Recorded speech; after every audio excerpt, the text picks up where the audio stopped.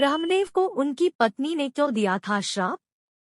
क्या अप्सरा के श्राप से भुला दिए गए ब्रह्मदेव? भगवान शिव ने क्यों काटा था ब्रह्मदेव का एक सिर? क्या ब्रह्मा जी ने अपनी ही पुत्री से विवाह किया था? क्या है सरस्वती जी का रहस्य? आइए इन सभी सवालों का जवाब इस वीडियो के माध्यम से जानते हैं। सबसे पहले यह जानना जरूरी है कि ब्रह्मा है कौन। ब्रह्मा सनातन धर्म के 3 प्रमुख देवताओं ब्रह्मा, विष्णु और महेश में से एक है। उनको सृष्टि के रचयिता और वेद ज्ञान के प्रचारक के रूप में जाना जाता है।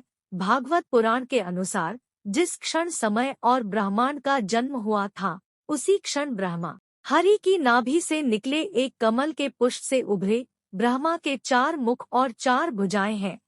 प्रत्येक भुजा में है एक वेद। व्यास लिखित पुराणों में ब्रह्मा का वर्णन है। इस पुराण के अनुसार ब्रह्मा के 5 मुख थे, लेकिन 5वां मुख भगवान शंकर ने क्रोध में आकर काट दिया। यह कहानी भी हम आगे बताएंगे। ब्रह्मा ने अपने आधे अंग से मनु और आधे अंग से शत्रुपा को उत्पन्न किया, जो सृष्टि के आदि पुरुष और स्त्री हैं। मनु से ही सृष्टि आगे बढ़ी। ब्रह्मा ने अपने मन से 10 पुत्रों को जन्म दिया, जिन्हें मानसपुत्र कहा जाता है। ये मानस पुत्र है अत्रि, अंगिरस, पुलस्त्य, मरीचि, पुलह, क्रतु, भृगु, वशिष्ठ, दक्ष और नारद। अब ब्रह्मा की पूजा से जुड़ी कहानी। ब्रह्मदेव के मंदिर क्यों नहीं होते? उनकी पूजा सिर्फ पुष्कर में ही क्यों होती है? इस प्रश्न के जवाब में काशी के ज्योतिषाचार्य पंडित दिनेश तिवारी कहते हैं कि इस बारे में ब्रह्मा पुराण में बाकायदा चर्चा है। हालांकि इस बारे में सबसे अधिक प्रचलित कथा कुछ यूं है। ब्रह्मदेव धरती पर यज्ञ करना चाहते थे। सही स्थान का चयन करने के लिए उन्होंने एक कमल को धरती पर भेजा। राजस्थान के पुष्कर में पुष्प की कुछ पंखुड़ियां गिर गईं और वहां तालाब का निर्माण हो गया। इसके बाद ब्रह्मदेव ने इसी स्थान को यज्ञ के लिए चुना। ब्रह्मदेव पुष्कर के उस स्थान पर यज्ञ करने पहुंचे तो तमाम देवी देवता भी शामिल हुए। अब जरूरत थी एक स्त्री की, जो यज्ञ को पूर्ण विधि विधान के साथ संपन्न करा सके, क्योंकि सनातन धर्म में शादीशुदा व्यक्ति का कोई यज्ञ तब तक सफल नहीं होता जब तक उसके साथ उसकी अर्धांगिनी शामिल ना हो। ब्रह्मा की पत्नी सावित्री को इस यज्ञ समारोह में पहुंचना था, लेकिन वह उचित मुहूर्त में नहीं पहुंच पाई। इसके बाद ब्रह्मदेव ने नंदिनी गाय के मुख से गायत्री को प्रकट किया और उनसे विवाह कर अपना यज्ञ शुभ समय पर शुरू किया। यज्ञ शुरू ही हुआ था कि ब्रह्मा जी की पत्नी सावित्री वहां पहुंच गई।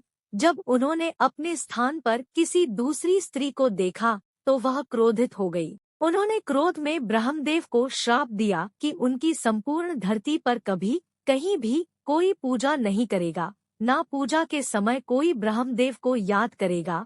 इस श्राप से ब्रह्मा समेत वहां मौजूद सभी देवी देवता कांप गए और पूरा त्रिलोक हिल गया।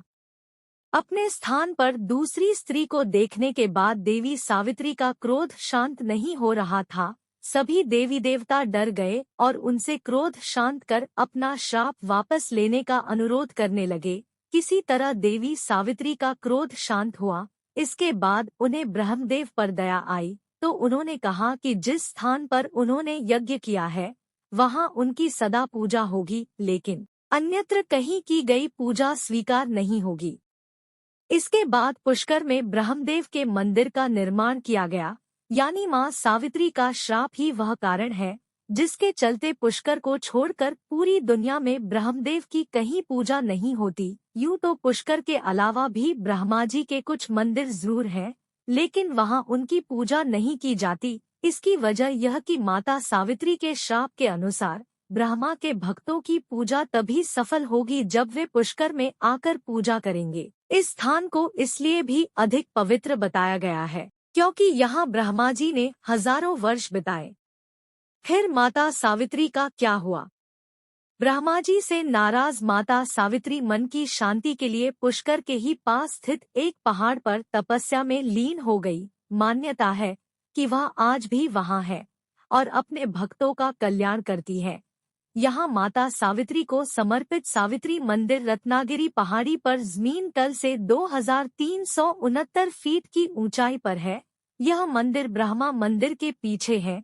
पुष्कर मंदिर के गर्भगृह में ब्रह्मदेव की 4 मुखी प्रतिमा गायत्री के साथ है। माता सावित्री का मंदिर इसके पीछे पहाड़ी पर है। कहा जाता है कि सावित्री मंदिर में पूजा करने से सुहाग की उम्र लंबी होती है। महिलाएं यहाँ आकर प्रसाद के तौर पर मेहंदी, बिंदी और चूड़ियां चढ़ाती हैं। पुष्कर में ब्रह्माजी और मां सावित्री के मंदिर का समान महत्व बताया गया है। कहा जाता है कि भगवान ब्रह्मा ने पुष्कर में कार्तिक पूर्णिमा के दिन ही यज्ञ किया था। पुष्कर झील किनारे कार्तिक शुक्ल एकादशी से पूर्णमासी तक यज्ञ चला था। इसकी स्मृति में यहाँ कार्तिक मेले का आयोजन होता है। इसे पुष्कर मेला भी कहते हैं। लेकिन कहानी इतनी भर नहीं है। पंडित दिनेश तिवारी के अनुसार एक कथा और है।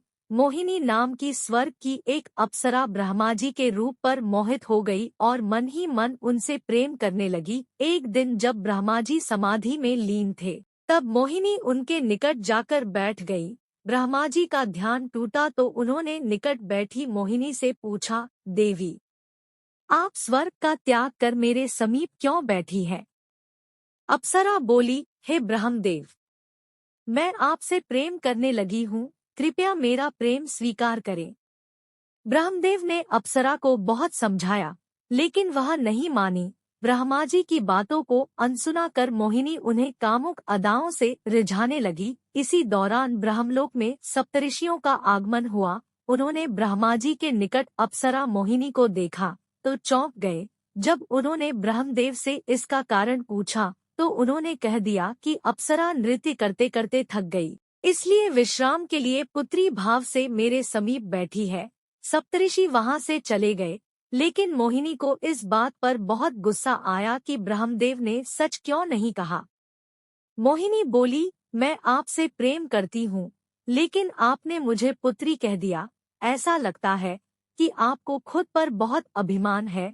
यदि मैं आपको सच्चे हृदय से प्रेम करती हूँ तो आपका यह घमंड चूर होगा और आपके तमाम गुणों के बावजूद आपकी कहीं पूजा नहीं होगी। हालांकि पंडित दिनेश तिवारी के अनुसार पुष्कर में यज्ञ वाली पौराणिक कथा की मान्यता ही सबसे अधिक है। वाराणसी के आचार्य राजेश बताते हैं, मान्यताओं के मुताबिक ब्रह्मा ने ही सृष्टि की रचना की, लेकिन उन्होंने गलतियां भी की और सृष्टि के नियमों के मुताबिक सजा पाई। ब्रह्माजी पर आरोप है कि उन्होंने अपनी बेटी सरस्वती से शादी की थी। इसकी चर्चा सरस्वती पुराण में है। सरस्वती पुराण के अनुसार ब्रह्मा ने सरस्वती को उत्पन्न किया था। वह मेधावी होने के साथ बेहद खूबसूरत थी। ब्रह्मा इस रचना के प्रति आसक्त हो गए। सरस्वती को पिता के मनोभाव का पता चला तो वह आकाश में छिप गईं, लेकिन ब्रह्मा का 5वां मुख ऊपर की ओर था। उन्होंने उससे सरस्वती को खोज निकाला। ब्रह्मा के 5 मुख की बात मत्स्य पुराण में भी है। इसके बाद ब्रह्मा ने सरस्वती से शादी की थी। अपनी बेटी से शादी नैतिक अपराध था। इसे देखते हुए सभी देवताओं ने भगवान शिव से आग्रह किया कि वह ब्रह्मा को दंडित करें। क्रोध में भगवान शिव ने ब्रह्मा के 5वें सिर को धड़ से अलग कर दिया। ब्रह्मा की इस भूल के चलते उनकी पूजा नहीं की जाती। आचार्य राजेश जोड़ते हैं, माँ सरस्वती के 2 स्वरूप है। वह परा और अपरा विद्या के रूप में है। ब्रह्मा की पत्नी अपरा विद्या की देवी थी, जबकि पुत्री सरस्वती परा विद्या की। नाम एक होने के कारण आम लोगों में भ्रांति फैली कि पत्नी और पुत्री रूप में एक ही सरस्वती है। हालांकि इस तर्क के स्रोत नहीं मिलते। आचार्य राजेश कहते हैं, सरस्वती पुराण और मत्स्य पुराण में ब्रह्मा का सरस्वती से विवाह प्रसंग जरूर है, लेकिन पत्नी और पुत्री रूप में 2 अलग-अलग सरस्वती है। नाम एक होने से भ्रम फैला। वह मध्य युग में पुराणों के साथ छेड़छाड़ का आरोप लगाते हुए अपनी बात को स्थापित करते हैं।